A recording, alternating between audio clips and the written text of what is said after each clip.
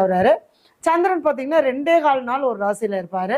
செவ்வாய் சுக்கிரன் எல்லாம் பார்த்தீங்கன்னா 45 நாள் 30 நாள் இந்த மாதிரியான நாட்கள், அதாவது குறைந்த நாட்களில் பயணம் பண்ணக்கூடியங்க செவ்வாய், புதன், சுக்கிரன், அடுத்தது சந்திரன். இந்த 4 கிரகமும் குறிப்பிட்ட நாட்கள் கணக்கில் ட்ராவல் பண்ணுவாங்க. குரு மட்டும் பார்த்தீங்க அப்படின்னா வருஷத்துக்கு ஒரு முறை 365 நாளைக்கு ஒரு முறை அவர் பயிற்சி ஆகுறாரு. சனி பகவான் பார்த்தீங்கன்னா நமக்கே தெரியும் 2.5 வருஷம் ஒரு ராசியில் இருப்பார். எல்லாருக்கும் சனி பகவானை மட்டும் நல்லா தெரிஞ்சிருக்கும். ஏன்னா அவர் தான் நமக்கு வந்துட்டாருன்னா பெரிய கஷ்டத்தை கொடுக்குறாரு அப்படின்னு. ஆனால் என்ன அப்படின்னா குரு பகவான் தான் ஜட்ஜ்மெண்ட் எழுதுறவர், அதுக்கான தீர்ப்பு கொடுக்குறவர் தான் சனி பகவான். நம்ம எல்லாரும் குரு பகவான் விட்டுறோம், ஆகா குரு பயிற்சி ஆகிறாரு நமக்கு வந்து சூப்பராக இருக்கும் அப்படி இப்படின்னு நம்ம நினச்சிக்கிறோம். ஆனால் நம்ம செய்யக்கூடிய அத்தனை தவறுகளுக்கும் எந்த நம்ம ஒரு விஷயத்த செஞ்சாலும் அதுக்கான பலன்களை கர்மாவுடைய பலன்களை எடுத்து ஜட்ஜ்மெண்ட் எழுதி வைக்கிற யாருன்னா குரு பகவான் தான்.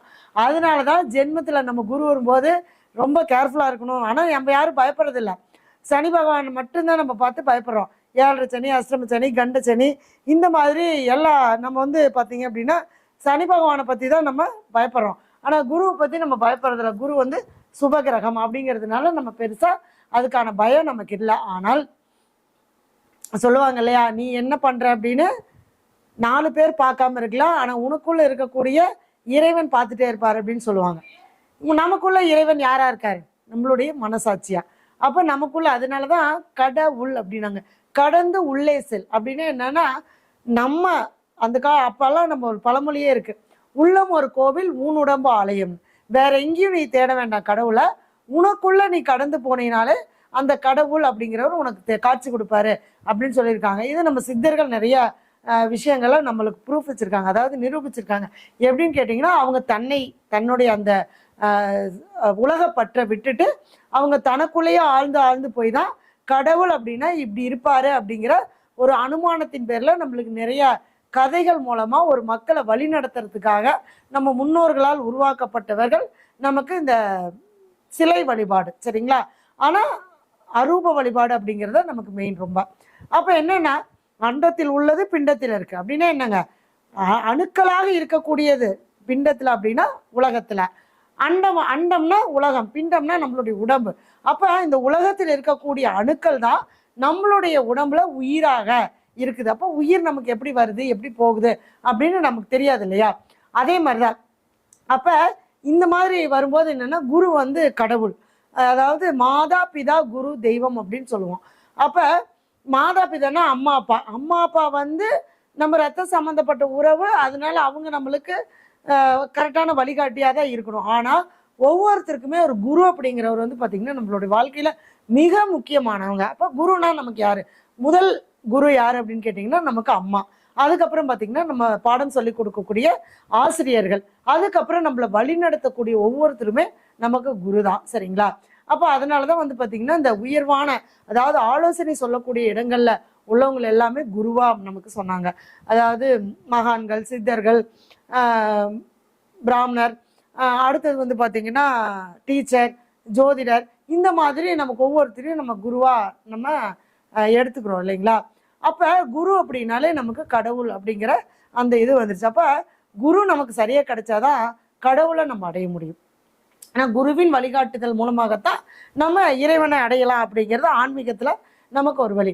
அதே மாதிரி தான் ஒரு ஜாதகத்தில் நமக்கு குரு நல்லா இருந்தால் மட்டும்தான் சரியான முறையில் வழிகாட்டி அமையும். இப்போ ஒரு சிலருக்கு சொல்லுவாங்க, எனக்கு வந்து பார்த்தீங்கன்னா எங்கள் அப்பா வந்து ஒரு 20-25 வயசு வரைக்கும் எங்கள் அப்பா கைட் பண்ணாருங்க. அதுக்கப்புறம் எனக்கு என்னுடைய ஃப்ரெண்டோட அந்த வழிநடத்தல் மூலமாக நான் இன்னைக்கு நல்லா இருக்கேன், ஏதோ ஒருத்தர் எனக்கு வழிகாட்டிகிட்டே இருக்காங்க அப்படின்னு நான் பார்த்தீங்கன்னா குரு நல்லா இருப்பாங்க. ஒரு சிலருக்கு பார்த்தீங்கன்னா, யாருமே எனக்கு எதுவுமே சொல்லவே மாட்டேங்கிறாங்க, யாருமே சப்போர்ட் பண்ண மாட்டேங்கிறாங்க, நானே எல்லாத்தையும் நானே தெரிஞ்சு நானே பண்ணிட்டு இருக்கேன் அப்படின்னு இருக்கிறவங்களுக்கெல்லாம் பார்த்தீங்கன்னா குரு வந்து ஜாதகத்தில் பாதிக்கப்பட்டிருப்பார் மீன்ஸ் எப்படின்னா அந்த கிரக காரகத்துவம் பாதிக்கப்பட்டிருக்கும். அப்போ குருனா நமக்கு என்னென்னா கடவுள், நமக்கு முன்னோர்கள், எல்லாமே குரு, குழந்தைகள் நமக்கு குரு. அப்போ வாழ்க்கையில் நமக்கு குரு அப்படிங்கிறதா மெயின். நம்ம முன்னோர்கள் இல்லாமல் நம்ம வந்துடுறதில்ல, நம்ம குழந்தைகள் எல்லாமே நம்மளுடைய கர்மா நிவர்த்தி ஆகிறதுங்க. ஏன்னா நம்மளுடைய கர்மாவே நம்ம தொடர்ச்சியே வந்து நம்மளுடைய குழந்தைகள் தான். அப்போ குரு அதுக்காக தான் நம்மளுக்கு ஜாதகத்தில் பார்த்தீங்கன்னா குரு குழந்தைகள், குரு முன்னோர்கள், அறிவு, அதாவது மிகப்பெரிய பொக்கிஷமான அறிவு அப்படின்னு பார்த்தீங்கன்னா குரு தான். அடுத்தது திருமணம், குரு நல்லா இருந்தால் தான் திருமணம் நடக்கும், திருமணம் நடந்தால் தானே குழந்தை பிறக்கும். அப்படிங்கிற மாதிரி திருமணம், அறிவு, நம்மளுடைய அந்த எப்படி சொல்கிறது, ஆலோசனை சொல்லக்கூடிய அந்த ஆளுமை திறனை கொடுக்கக்கூடியது குரு. அப்படி நம்ம ஜாதகத்தில் குருவுக்கு வந்து ரொம்ப முக்கிய பங்கு நமக்கு நிறைய இருக்கு இல்லைங்களா. அப்படிப்பட்ட ஒரு குரு வந்து ஒவ்வொரு ராசிக்கும் பயிற்சி ஆகிட்டே வரும்போது எந்தெந்த மாதிரியான சில சம்பவங்கள் நடக்கும் அப்படிங்கிறத நம்ம இன்னைக்கு பார்க்க போகிறோம். பொதுவாக வந்து பார்த்தீங்கன்னா குரு வந்து ஜூன் மாதம் 2ஆம் தேதி செவ்வாய்க்கிழமை குரு பகவான் மிதுன ராசியிலிருந்து கடக ராசிக்கு பயிற்சி ஆகிறார். ஆனால் அதுக்கு முன்னாடியே பார்த்தீங்கன்னா கடந்த வருடம் பார்த்தீங்கன்னா அதிசாரமாக குரு வந்து கடகத்தில் இருந்தார் இல்லையா. ஆனாலும் இவர் இந்த புனர்பூச நட்சத்திரத்தில் ரொம்ப டிராவல் பண்ணுறார். என்னன்னா புனர்பூசம் தான் கடைசி மிதுனத்தில், அடுத்தது கடகத்தில் புனர்பூசத்தில் தான் வரப்போகிறார். இப்போ பாருங்க, இந்த போன லாஸ்ட் ஒரு 3 months பார்த்தீங்கன்னா நிறைய கோவில்களில் கும்பாபிஷேகம் இருக்கும். நிறையா மிகப்பெரிய கோவில்களோ அல்லது சின்ன சின்ன கோயிலோ ஒரு ஊரில் பார்த்தீங்கன்னா கண்டிப்பாக 10 கோயில் கும்பாபிஷேகம் ஆயிருக்கு. எனக்கு தெரிஞ்சு நான் என்னுடைய சுற்று வட்டாரத்தில் பார்த்தீங்கன்னா இந்த ஒரு 3 மாதத்தளவில் நிறைய கோயில்கள் கும்பாபிஷேகம் ஆயிருக்கு. ஏன் அப்படின்னு கேட்டிங்கன்னா இந்த புனர்பூச நட்சத்திரம் என்பது குருவுடைய நட்சத்திரம். அப்போ குரு உச்சமாகக்கூடிய இடம் அப்படிங்கிறது பார்த்தீங்கன்னா கடகராசி. அப்போ அவர் அந்த கடகராசிக்கும் அந்த மிதுன ராசிக்கும் அந்த புனர்பூச நட்சத்திரத்தில் நிற்கிறதுனால இந்த கோயில்கள் எல்லாமே மீண்டும் அதாவது திருப்பணி நடந்து மீண்டும் வந்து கோயில் கும்பாபிஷேகம் நமக்கு நடக்குது. ஏன் பார்த்தீங்க பாருங்க, குரு 12 மாதத்துக்கு ஒருக்கா தான் ஒரு ராசிக்கு பயிற்சி ஆகிறாரு. அதே மாதிரி 12 வருஷத்துக்கு ஒருக்கா குரு கோவிலில் வந்து நமக்கு கும்பாபிஷேகம் நடத்துகிறாங்க இல்லையா. இதுக்கெல்லாம் நமக்கு எல்லாமே முன்னோர்கள் வந்து அழகாக ஒவ்வொரு விஷயத்தையும் நமக்கு சொல்லி கொடுத்துட்டே போயிருக்காங்க. நம்ம என்ன பண்ணிட்டோம்னா சாரை விட்டுட்டு சக்கையை மட்டும் முடிச்சிட்டோம். நம்ம எதை சொன்னாங்களோ அதை நம்ம எல்லாம் விட்டுட்டோம். நாகரிகம் அப்படிங்கிற பேரில் நமக்கு எது நம்ம டைமுக்கு கன்வீனியண்ட்டாக இருக்கோ அதை மட்டும் நம்ம எடுத்துகிட்டு இன்றைக்கி நிறைய பிரச்சனைகளை நம்ம அனுபவிச்சுட்டு எத்தனை ஜோசியரை பார்த்தாலும் சரி, எத்தனை கடவுளை கும்பிட்டாலும் சரி, என்ன ஆகிறது இல்லைங்க, எந்த பரிகாரம் பண்ணாலும் பலன் இல்லை அப்படிங்கிற ஒரு வழியில தான் நம்ம போயிட்டுருக்கோம் இல்லைங்களா. அப்போ இந்த குரு வந்து ஏன் 12 ஆண்டுகளுக்கு ஒரு முறை கும்பாபிஷேகம் நடக்குது. அப்போ குரு வந்து 12 மாதத்துக்கு ஒரு முறை ஒரு ராசிக்கு வர்றாரு. அப்போ 12 வருஷத்துக்கு ஒரு முறை தான் கடகத்தில் உச்சமாகிறார். அப்போ தன்னுடைய உச்ச வீட்டுக்கு வரும்போது அதே மாதிரி பார்த்தீங்கன்னா கடந்த ஒரு வருஷத்துல தான் தங்கம் விலை அதிகமாக இருக்கும். சாதாரணமாக ஒரு 30,000 ரூபாய்க்கு இருந்த தங்கம் இன்னைக்கு 1,20,000 ரூபாய்க்கு 19,000 சம்திங் நேற்று அந்த மாதிரி வந்திருக்கு. அப்படின்னாலும் ஏன்னா குரு வந்து தங்கத்துக்கு காரகன். நீங்கள் நிறைய பேர் தங்க அடமானம் வச்சிருக்கிறாங்க அப்படின்னு பார்த்தீங்கன்னா அவங்க ஜாதகத்தில் கண்டிப்பாக ஏதோ ஒரு விதத்தில் குரு பாதிக்கப்பட்டிருப்பார். வீட்டில் ஒரு குண்டுமணி தங்கம் கூட வைக்க முடியல அப்படின்னு சொல்லுவாங்க. நிறைய இன்னைக்கு நம்ம பார்த்துருக்கோம். எல்லா நகையும் பேங்கில் தான் அடமானத்தில் இருக்குது அப்படிங்கிற மாதிரி. ஏன்னா குரு வந்து தங்கத்துக்கு காரகன். அப்போ இந்த தங்கத்தினுடைய விலை அதிகமாகி பொருளாதாரம், அதாவது ஒவ்வொரு பொருளுடைய விலையும் அதிகமாயிருக்கு. ஏன்னா குரு உச்சத்துக்கு வரும்போது நல்ல அந்த எப்படி சொல்கிறது, ஒவ்வொன்றுமே இப்போ மஞ்சள் ஆகட்டும், மஞ்சள் வந்து குரு, தங்க குரு, அப்படி ஒவ்வொரு அந்த பொருள்களுடைய விலையும் அதிகமாயிட்டே தான் இருக்கும். அப்போ மங்கள காரியங்கள் நிறைய நடக்கும். அப்போ குரு கடகத்துக்கு வரும்போது நிறைய ராசிகளுக்கு திருமணம் சார்ந்த விஷயங்கள்ல கண்டிப்பாக சக்ஸஸ் பண்ணி கொடுப்பாரு. கண்டிப்பாக திருமணம் நடக்கும். குழந்தை பிறப்பு இல்லாதவர்களுக்கும் குழந்தை பிறப்பு கட்டாயம் நடக்கும். அதே மாதிரி ஒவ்வொரு ராசிக்கும், அதாவது காலச்சக்கரத்துக்கு இது 4வது வீடு. கடகம் வந்து காலச்சக்கர ராசிக்கு 4வது ராசி. அப்போ 4ஆம் இடம் என்பது நிலையானது. அப்போ அதே மாதிரிங்க அந்த கும்பாபிஷேகம் எல்லாம் எப்படி நடக்குதுங்க, அந்த தெய்வத்தை நிலைப்படுத்துறதுக்காக செய்யக்கூடியதான் கும்பாபிஷேகம். இப்போ ஏன் நம்ம 12 வருஷம் அப்படிங்கிறப்ப பார்த்தீங்கன்னா அந்த தெய்வத்தினுடைய சக்தி வந்து கொஞ்சம் கொஞ்சமாக குறைய ஆரம்பிக்கும். அதனால தான் இந்த 12 ஆண்டுக்கு ஒருக்க மறுபடியும் தெய்வத்தை வந்து புதுப்பிக்கிறாங்க. அதே மாதிரி தான் வருஷம் ஒருக்கா வீட்டில் கணபதி ஹோமம் பண்ணணும். 12 மாதத்தில் குரு பகவான் சுற்றி வந்து அடுத்த வருடம் தொடங்கும் போது கண்டிப்பாக நம்ம வீட்டில் கணபதி ஹோமம் பண்ணும்போது என்ன நடக்கும் அப்படின்னு கேட்டிங்கன்னா நம்மளை தேவையில்லாத வீட்டுக்குள்ளே இருக்கக்கூடிய நெகட்டிவான எண்ணங்கள் எல்லாமே வெளியே போயிடும். நெகட்டிவ் அப்போ நம்ம வீட்டுக்கு சொந்தக்காரங்க வராமல் இருப்பாங்களா, யாரோ ஒருத்தர் வருவாங்க, ஆஹா இவங்க என்ன இப்படி இவ்வளோ வசதியோடு இருக்காங்க, அடடா என்ன போன தரம் வந்தப்போ டிவி வந்து திருண்டு இருந்துச்சு, இந்த தரம் பார்த்தா 50 இன்ச் டிவி வாங்கி மாட்டிட்டாங்க, ஏசி மாட்டிட்டாங்க, சோஃபா செட்லாம் வாங்கி போட்டாங்க, அடடா அப்படின்ற அந்த அவங்களுடைய எண்ணங்கள் எல்லாமே நம்மளுக்கு அந்த இடத்துலயே இருக்க ஆரம்பிச்சிடும். அப்ப என்னன்னா கொஞ்சம் நாளடைவில் பார்க்கும்போது அந்த எண்ணங்கள் நம்மளுடைய வாழ்க்கையை மாற்றக்கூடியதே எண்ணங்கள் தான். நம்மளுடைய எண்ணங்கள் நல்லா இருந்தால் இந்த பிரபஞ்சத்துல நமக்கு தேவையானது எல்லாமே கிடைக்கும். அதனாலதான் நான் அடிக்கடி இந்த வார்த்தையை யூஸ் பண்ணுவேன், எண்ணங்கள் அழகானால் வாழ்க்கை அழகாகும். சரியா? அப்ப எண்ணம் சொல் செயலால கூட நம்ம யாருக்கும் தீங்கு நினைக்காம எல்லாரும் நல்லா இருக்கணும்னு நம்ம இந்த பிரபஞ்சத்துல நம்ம செய்யக்கூடிய ஒவ்வொரு விஷயங்களும் நமக்கு அது திரும்ப பிரபஞ்சமானது நமக்கு அதே விதத்துல நமக்கு கொடுக்க ஆரம்பிக்கும் இல்லைங்களா? அப்ப அந்த குரு அப்படிங்கிறவரு நமக்கு வழிகாட்டி. அப்ப இந்த குரு நமக்கு கடகராசிக்கு பயிற்சியாக போறாரு, உச்சமாக போறாரு. அப்ப இப்ப உச்சமாகக்கூடிய குரு பகவான் ஒவ்வொரு ராசிக்கும் நமக்கு எப்படி பலன்களை கொடுப்பாரு அப்படிங்கிறத பார்த்துட்டு இந்த பதிவோட நிறைவுல அவங்கவுங்களுடைய ஜாதகத்துக்கு உண்டான குரு பயிற்சி பலன்களை நம்ம பார்க்கலாம். சரிங்களா?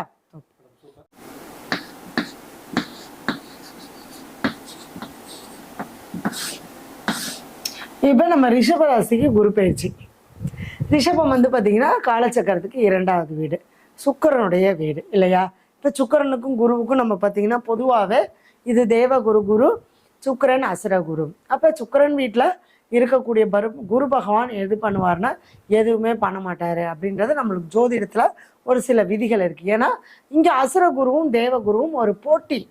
இப்போ ஒரு கிரக பகைன்னு இருக்கு இல்லையா? ஒவ்வொரு கிரகத்துக்கும் ஒவ்வொரு கிரகம் பகையாக இருக்கும். இப்போ பார்த்தீங்கன்னா இப்போ மேசராசிக்கு நான் சொன்னேன், மேசராசி செவ்வாயுடைய வீடு. அப்போ செவ்வாய் குரு பார்த்தீங்க அப்படின்னா நட்பு கிரகம் தான்.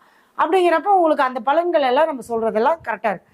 இப்போ ரிஷபராசிக்கு சுக்கிரன், அப்போ சுக்கிரனுடைய வீடு. அப்போ சுக்கிரனுடைய வீட்டுக்கு குரு பகவான் எப்படி பலன்களை கொடுப்பாருன்னா கொஞ்சம் கொஞ்சமாக கொடுப்பார். ரொம்ப ஓகோன்னு கொடுக்கலனாலும் கொஞ்சம் கொஞ்சமாக கொடுப்பாரு. ஆனால் அவர் கொடுக்க வேண்டிய பலனை கொடுத்து தானே தீர்வார். ஏன்னா அந்த சுக்கிரனுடைய வீட்டுக்கும் 8 11ஆம் அதிபதி இல்லையா குரு பகவான். அப்ப 8ஆம் அதிபதியும் 11ஆம் அதிபதியும் குரு பகவான்.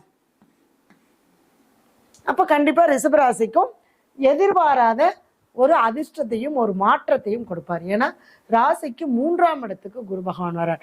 3ஆம் இடம் என்பது என்னங்க? பயணம். 3ஆம் இடம் என்பது மாற்றம். அப்ப 3ஆம் இடம் சொல்லக்கூடிய 3ஆம் இடத்துக்கு முயற்சி ஸ்தானம், தைரியஸ்தானம், வீரியஸ்தானம். அப்ப தைரியத்தை கொடுப்பார். ஏன்னா 8ஆம் அதிபதி உச்சமாகும் போது ஆயுள் தீர்க்கமாகும். எந்த ஒரு பிரச்சனை வந்தாலும் நமக்கு அதுல இருந்து வெளியில வரக்கூடிய ஒரு வழியையும் அவர் காட்டுவார். ஏதாவது வழக்கு சம்பந்தப்பட்ட பிரச்சனை, ஏதாவது நோய் சம்பந்தப்பட்ட பிரச்சனைகள் எல்லாம் இருந்தால் கண்டிப்பாக இந்த ரிஷபராசி அதுல இருந்து வெளியில வந்துருவாங்க.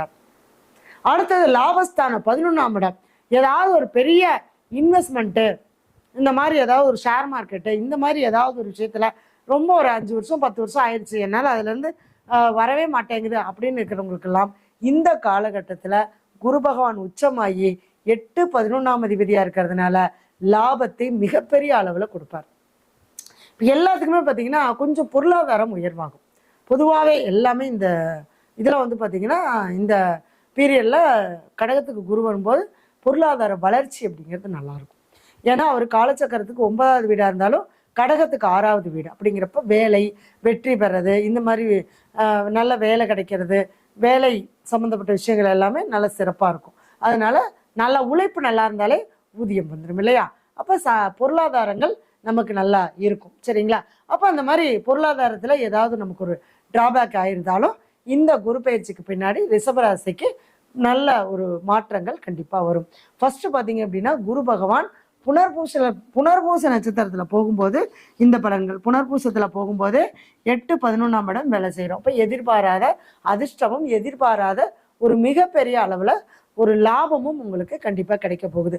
மூத்த சகோதர உறவால் உங்களுக்கு நிச்சயமாக நல்ல ஒரு ஏதோ ஒரு விதத்துல உங்களுக்கு ஒரு சப்போர்ட் கண்டிப்பா கிடைக்கும். ஏன்னா 11ஆம் இடம்ன்றது மூத்த சகோதர உறவு. அதே மாதிரி ஆசைப்பட்ட விஷயங்கள், நீங்க ஆசைப்பட்ட விஷயங்களை அடையக்கூடிய வாய்ப்பை இந்த குரு பகவான் நமக்கு ரிஷபராசிக்கு கொடுக்க போறார். ஏன்னா எல்லாமே ஒரு சேஞ்சஸ், மாற்றம் ஒன்றே மாறாதது. எல்லாத்துக்குமே காலம் பதில் சொல்லுவாங்க இல்லையா? அப்பெல்லாம் சொல்லுவாங்க மாற்றம் ஒண்ணுதான் மாறாது. ஏன்னா அந்த மாற்றங்கள் ஒவ்வொரு ராசிக்கும் வரும்போது கண்டிப்பா அந்த மாற்றங்களை கொடுக்கும் இல்லைங்களா? அப்போ புனர்பூசத்துல போகும்போது இந்த 8 11ஆம் இடம் அவங்களுக்கு நல்ல வேலை செய்ய ஆரம்பிக்கும். அடுத்தது பூச நட்சத்திரத்துல போகும்போது பாத்தீங்கன்னா இவருக்கு 9 10. அப்ப தொழில் சார்ந்த விஷயங்களும், தந்தை சொத்து, அப்பா வழி உறவுகள், இது எல்லாமே அவங்களுக்கு சிறப்பாக இருக்கும். அந்த 9ஆம் இடமும் 10ஆம் இடமும் சேர்ந்து வர்றதுனால. சரிங்களா? அப்போ 10ஆம் இடம் என்பது தொழில் இல்லையா? அடுத்த ஒரு ஸ்டேஜுக்கு போகிறது, ஒரு கௌரவம், மரியாதை, அந்தஸ்தை கொடுக்கக்கூடியதும் இந்த 10ஆம் இடம். அப்போ 9ஆம் இடங்கிறது பாக்கியஸ்தானம். அப்போ குரு பகவான் பூச நட்சத்திரத்தில் போகும்போது நீங்கள் செஞ்ச புண்ணியம், உங்கள் அப்பா செஞ்ச புண்ணியம், உங்களுடைய வம்சத்தில் செய்து வைத்த புண்ணியங்கள் எல்லாமே சேர்ந்து உங்களுக்கு தொழிலாக கட்டாயம் மாறும். சரிங்களா? அப்போ தொழிலை கொடுக்கறது, அடுத்தது ஒரு நிலையாக ஒரு இடத்துல நமக்கு இருக்க வச்சு அந்த தொழிலை வந்து நமக்கு நிலைப்படுத்தி கொடுக்கக்கூடிய ஒரு தன்மையும் பூச நட்சத்திரத்தில் போகும்போது கண்டிப்பாக கிடைக்கும். அடுத்தது ஆயில்ய நட்சத்திரத்தில் போகும்போது 2, 5. அப்போ 2ஆம் இடம் என்பது பணம். அப்போ பொருளாதாரம், குடும்பத்தில் ஒரு உறவு வர்றது, அப்போ தான் இவங்களுக்கு திருமணம் நடக்கும். எப்பவுமே பார்த்தீங்கன்னா திருமணம் எப்போ நடக்கும் அப்படிங்கிறது அந்தந்த நட்சத்திரத்தில் போகும்போது. அப்போ இப்போ ஆயில்ய நட்சத்திரத்தில் போகும்போது ஆசைப்பட்ட ஒரு காதல் கைகூடுறது, திருமணம் நடக்கிறது, குழந்தை பிறப்பா நடக்கிறது, இதெல்லாமே அந்த ஆயில்ய நட்சத்திரத்தில் குரு பகவான் போகும்போது. ஏன்னா 8, 11 அதிபதி தான்.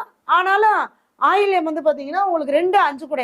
அப்போ தான் குடும்பத்தில் ஒரு உறவு வருது. அப்போ 8ஆம் இடம்னா திருமணம் சார்ந்து ஒரு உறவு வர்றது, குழந்தை பிறப்பு வர்றது, காதல் நிறைவேறது, பூர்வீக சொத்து கிடைக்கிறது. இப்போ நம்ம கேட்குறோம், பூர்வீக சொத்து நம்ம அனுபவிக்க முடியுமா? அனுபவிக்க பாக்கியம் இருக்குது ஜாதகத்தில், ஆனால் எனக்கு கிடைக்க மாட்டேங்குது அப்படின்னா அது எல்லாமே இந்த காலகட்டத்தில் உங்களுக்கு கிளியரன்ஸ் ஆயிரும். சரிங்களா? அப்போ அந்த மாதிரி ஒவ்வொரு நட்சத்திரத்தையும் நம்ம பிரித்து எடுக்கும்போது நம்ம அழகாக நம்ம சொல்லிட்டு போயிட்டே இருக்கலாம். அடுத்தது ரிஷபராசிக்கு 3ஆம் இடத்துக்கு வந்தாலும் குரு எங்கே பார்க்குறாருங்க? 7ஆம் இடத்தை பார்க்குறாரு. அப்போ 7 இந்த ரிஷபராசிக்கு எத்தனை பார்வை? 7ஆம் இடத்தை பார்க்குறாரு. அடுத்தது 9ஆம் இடத்தை பார்க்குறாரு. அடுத்தது 11ஆம் இடத்தை பார்க்குறாரு.